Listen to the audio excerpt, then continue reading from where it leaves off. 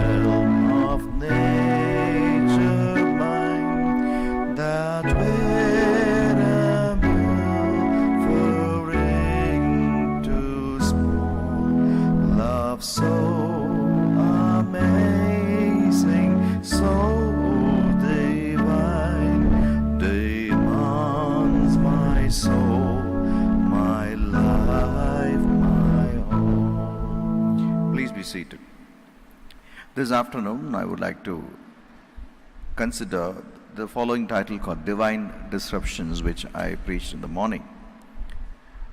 Divine disruptions. When you use the word disruptions, it always indicates or insinuates that unexpected challenges that require the reorganization of our lifestyles, some type habitual patterns or comfort zones that we need to come down, or validation of our faith, or sometimes it leads to pruning.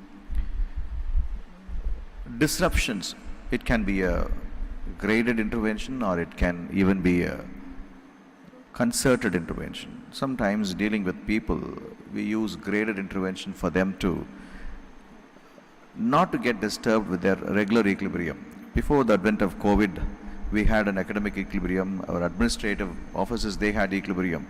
But once the COVID struck all of us, the academic equilibrium got staggered. So we didn't know what to do because the whole disruption has taken us for a toll. And we had to use modus operandi which would probably mitigate those constraints that emerged as a consequence of disruptions. So we reorganized ourselves by moving or transitioning ourselves into the digital platform comfortably and seamlessly, using capacity building programs, competency building programs, and creating or drafting policies that would mitigate the constraints that would arise as a consequence of a disruption. Why God allows disruption in our life? This is a big question that normally we ask. When we go through crisis, we ask these questions, whether God has eyes to look into my real issues that I go through. But we fail to recognize the fact that many areas that God has been prompting us all through, we never have yielded ourselves completely to the Lordship of God. So when this kind of a situation occurs in our life, God inescapably makes a decision that we need to disrupt the equilibrium with which we are very comfortable.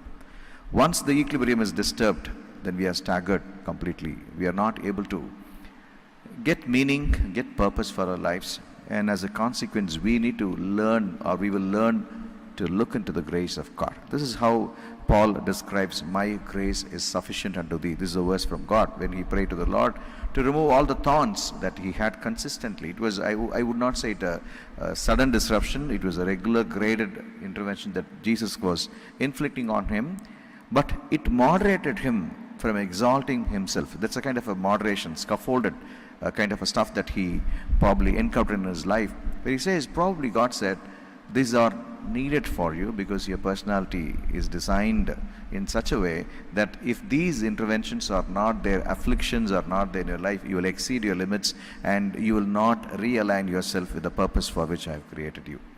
So we have to understand that divine disruptions are nothing but divine appointments that God has ordered or sequenced in our lives.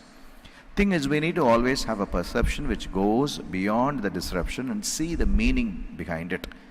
Always we look at the expressions of disruptions and finally once it is solved we do away with it. But we need to go beyond those expressions of disruptions and see why God could have probably allowed this in my life. Why God kept his fingers on my life or life patterns. So but for disruptions we would not reorganize ourselves. We would not set right the negative edges of our temperaments which are probably hindering us from relating to people. Being a people person is a big demand among the teachers and among the students. So if you want to be a people person, God might bring you a crisis exactly in that particular area where we have to set right. I have experienced that in my life. So when you go through this kind of a disruption, try to understand why certain repeated patterns as disruptions are given to us. Sometimes we can see a similar area of disruption that God keeps on periodically inflicting on us. That shows that we have still not reorganized ourselves. That means we need to identify those areas in our lives and reorganize ourselves, and so that we can align ourselves completely with the purpose of God. David had a sudden disruption to prove himself, validation of faith.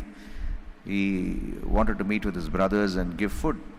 And at the same time, he found out a challenge that the brothers are suffering with. They were suffering with. And finally, he yielded to it and he had to encounter the giant called Goliath. So this was a validation of faith, a validation of his own capacity, his own competence. Maybe God has given us an opportunity. Sometimes God would give us an opportunity through problems as disruptions where he'll prove that you have the intellect to adequately, filled with the intellectual knowledge where you can wisdom, that you can try to mitigate the issues. So unless a crisis strikes us as disruption, either through a concerted mode or through a graded mode, we would not be changing or realigning our character. Character change is magical. That would not happen simply by you making efforts, but unless God intervenes, this would not happen. So God's grace is sufficient. Abraham was tested where he was asked to disown. The disruption led to disowning. Sometimes disruptions leads us to disown certain things. So we need to be very sensitive in finding out why God allows. In temple disruptions, God had already ordained a place for Gentiles. But using their own man-made traditions, they wanted to completely remove that particular portion, particular part of the temple by asking the money vendors or the merchandise to occupy the place. God's purpose was hindered. Then he had to disrupt the whole system. Jesus Christ demonstrated it. So we have to understand whether we are realigning periodically with the purpose of God. So keep exploring, let us keep exploring the purpose for which God has created, and let us keep analyzing